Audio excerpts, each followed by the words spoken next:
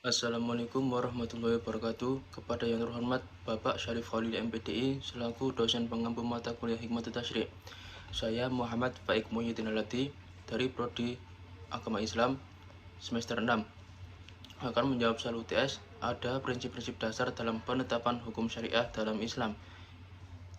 A. Jelaskan apa saja prinsip-prinsip dasar tersebut. Yang pertama, prinsip tauhid. Prinsip tauhid adalah prinsip yang menghimpun seluruh manusia kepada Allah Subhanahu wa taala.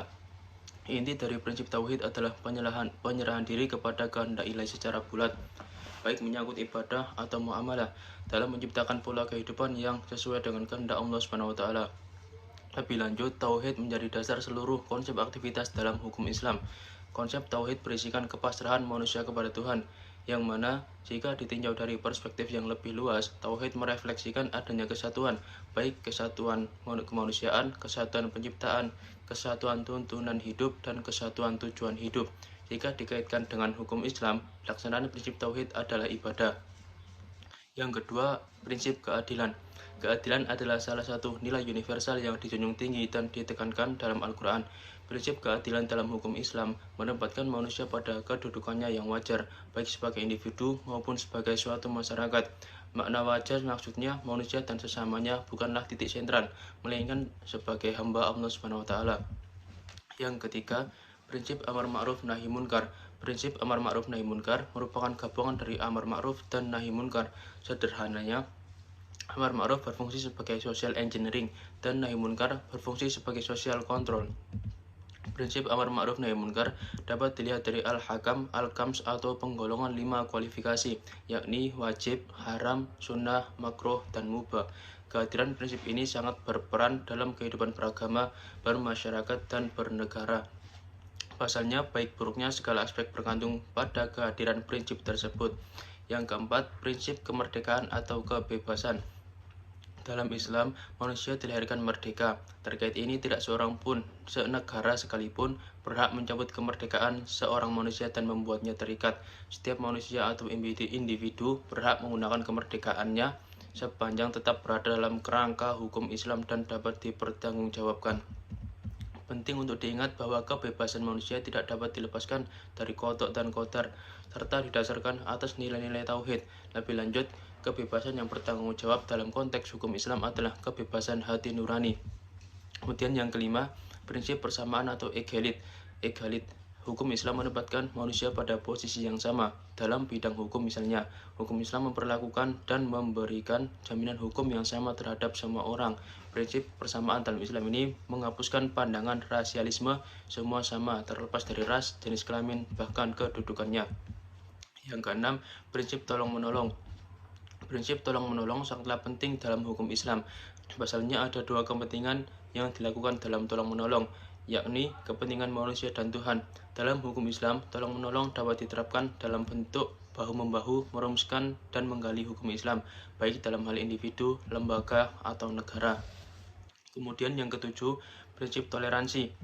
Hukum Islam mengharuskan manusia untuk hidup rukun dan damai. Adapun toleransi yang dikehendaki dalam Islam adalah toleransi yang menjamin hak dan tidak merugikan hak orang lain dan agama Islam.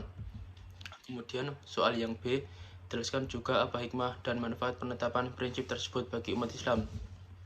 Jadi, penetapan prinsip dasar dalam penetapan hukum syariah memiliki banyak hikmah dan manfaat yang signifikan bagi umat Islam. Beberapa di antaranya adalah yang pertama, kepastian hukum.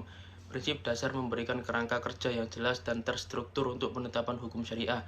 Hal ini menciptakan kepastian hukum bagi umat Islam sehingga mereka dapat mengetahui hak dan kewajiban mereka sesuai dengan ajaran Islam. Yang kedua, keadilan. Prinsip dasar dalam hukum syariah bertujuan untuk mewujudkan keadilan dalam masyarakat. Dengan menggunakan prinsip-prinsip seperti adil, maslahah, dan kemaslahatan umum, hukum syariah berusaha untuk menyeimbangkan antara kepentingan individu dan kepentingan umum, serta memastikan perlakuan yang adil bagi semua orang. Yang ketiga, kontinuitas dan fleksibilitas. Meskipun prinsip dasar tersebut telah ada sejak zaman awal Islam, mereka juga mencakup prinsip-prinsip yang memungkinkan penyesuaian dengan perubahan zaman dan kebutuhan masyarakat.